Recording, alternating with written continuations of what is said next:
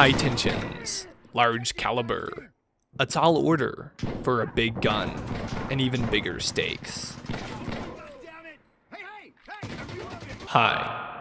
Six Snipes here, a couple days into Operation Exodus, and already in love with most of the features that have seen introduction in 1.10. Taking precedent is of course the guns, and to continue what my last guide started, I am going to cover every secondary and insurgency, including the 2 new pieces this week. However, because I feel like there is not enough content per handgun, given a lack of attachments or outstanding features, it will be done in the form of 2 a video, the 2 which represent the direct equivalents for both security and insurgents. Starting off the series will of course be the most recent and expensive picks, which in my opinion have the most content to cover given their traits and attachment variety. Today, finding the difference between a revolver from the land of counterterrorism and baguettes and the H2 Hummer of the gun world. I'm Six Snipes, and you're watching Gun Guide. Now let's start with the one you're all wondering about and everyone else has made a video on, despite the fact that it's by far the less interesting of the 2, my personal favorite and pop culture classic, Desert Eagle. Hi, I'm Father Hank. Say goodbye to daily stains and dirty surfaces with new kitchen gun. This Defenseless Israeli ministry. is filthy, but just 3 shots from kitchen gun. And it sparkles like new. Look how it cleans this greasy hob. Goodbye, turds. I love you, kitchen gun.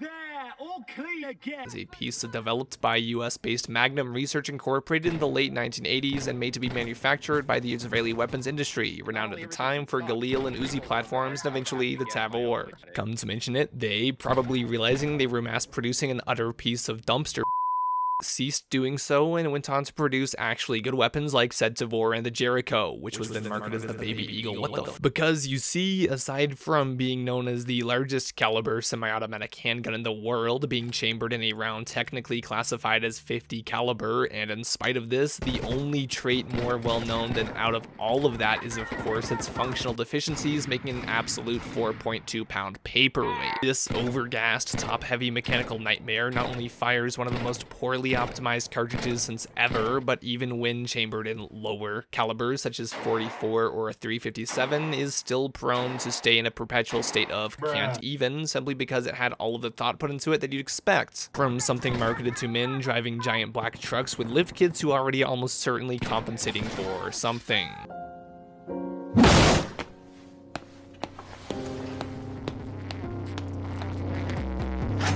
Anyways, in video games, the midlife crisis gun tends to perform a lot better, seeing as the vast majority of titles have and will never depict things such as stoppages and malfunctions, simply because that would be as boring, antiquated, and antagonizing as their real-life counterpart here. So when you have something so well known for being the hardest hitting pistol in the market make its way through early action adventure games like Metal Gear Solid, Tomb Raider, and eventually to shooter titles like Call of Duty and even Counter-Strike, the gun tends to be developed around this idea that it's an absolute unit, which is why, much like every other game so far, Insurgency Sandstorm's Desert Eagle model is a savage cannon of a gun, which I would call a painmaker were it not more difficult to wound someone than outright kill with it. That's right, in fact both guns in this video one hit to a body shot at virtually every ranged armor I've encountered, and despite the fact that with limited choice as to magnification making the effective distance relatively low, it still worked from very long ranges. The Deagle, perhaps more than its counterpart, is not to be underestimated. The 7+1 round capacity of one-hit rounds is nothing to be taken lightly, and almost certainly because of that, neither is the implemented recoil.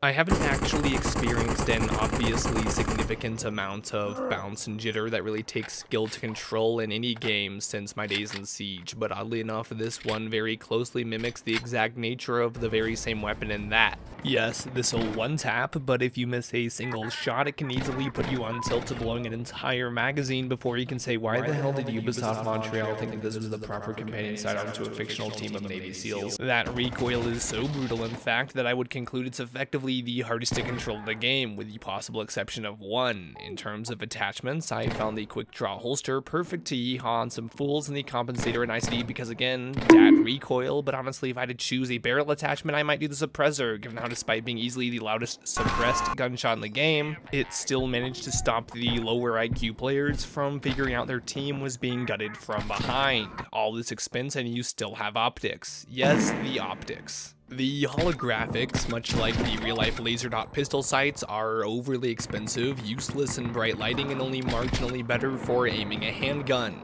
Read, if you need to spend 2 credits on a 5-credit pistol so you can aim better, you are the problem. And a puss. I personally ran a Desert Eagle with a holster, compensator, laser, and bear claw skin to match my AKM secondary, painted with the very same drip. Overall, I would say that this specifically is a powerhouse of a handgun, somewhere on the top of skill-based tier and bottom of the cost-efficient list in terms of weapons, let alone handguns. Especially considering you probably still want a decent primary for when this runs out and you don't have the time to sit through the very sluggish reload, and if expenses sound steep here, you haven't even heard of the second one. To the town of our got it. Hardly folks around him didn't have too much to say. No one dared to make the slip. The stranger there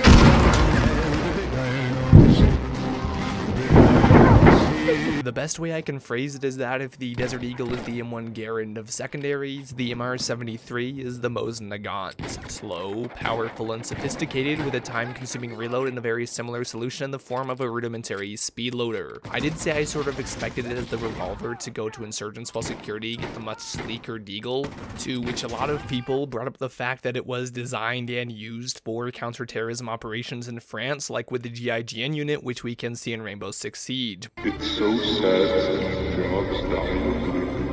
Who the hell is Steve Jobs? Lick my balls. But it's not as if the way in which the weapons go makes any more sense than the last Star Wars trilogy. I mean, say what you want, but the French also used the FAMAS, and that went to the insurgents, so is it that much of a stretch that they'd also get this outdated and no longer in service revolver? No? Okay, I rest my case. Anyways, it's a very basic piece, and while yes, it comes in at a cheaper cost of 4 equipment credits, from my opinion and experience, it is, unlike every other handgun, by and large useless without any further upgrades. I would have thought that with the lower capacity, caliber damage, and overall shot performance that this gun would actually pull around less, but overall the spread from recoil I get when testing this thing is, while on paper not as much, far worse in practice.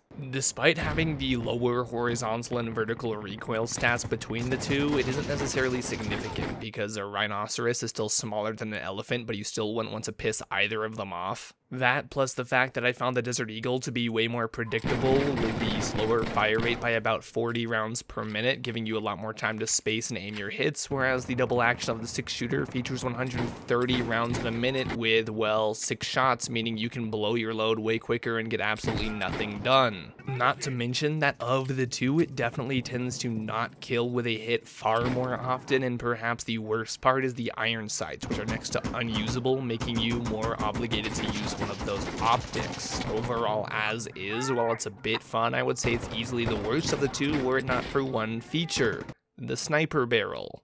In a surprise turn of events, it appears some dev has been watching their forgotten weapons because they included the highly obscure 8-inch sniper barrel version of the MR73, fielded to some success by the French police forces, specifically in counter-terror operations, with the cost of going for a much slower fire rate with exclusively single-action shooting due to the barrel, which makes no sense by the way. You gain drastically better ballistics, a more controllable fire rate, and the access to 3 very effective attachments in the form of an actual suppressor, a 2x optic, and even a bipod. This means that unlike the Deagle, you may not be the greatest breach and clear asset, but you can sit back with a relatively expensive M24 and absolutely bully people with a sniper shorter than the attention span of the average Taz user. You wouldn't expect even the higher tiers of pistol calibers to absolutely devastate anything with 2 legs and armor, but there you go. Not to mention the 2x scope is for some reason cheaper than the red dots and way better than any of the alternatives. So while it may cost way more than the average Desert Eagle MSRP to make this thing usable, that level of usability goes from a high point to Barrett 50 cal anti-material rifle pocket edition really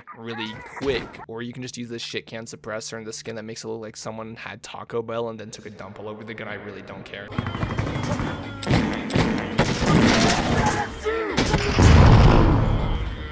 Oh no! Smell like pissy here! Oh, y'all smell like piss! Enemy spotted!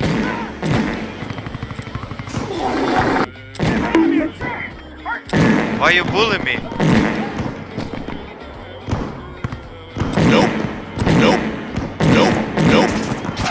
So ultimately, the Deagle may do basically all the glorified job of a 308 or a 30-06 battle rifle in direct comparison to a gun which can go Power Rangers Megamorph into a literal pocket sniper. Cool factor loses to practicality. I personally don't really mind either of these, particularly the Desert Eagle, which I and many others were skeptical of. In the end, much like it and its real-life counterpart, it's very expensive for a high-powered unit with little effect due to technical limitations, and in-game ultimately exists just as the much worse M1 Garand, with the only advantage being style points. As for the revolver, I'd say the bipod is at the very least a little much, considering that people have been complaining about the excessive sniper camping since the dawn of video games, and especially this title, so we may see some tweaks or straight up removal of that feature, but in a broader view of things, they're just really expensive for what they are and very limited for what they do. At the end of the day, they're hand cannons.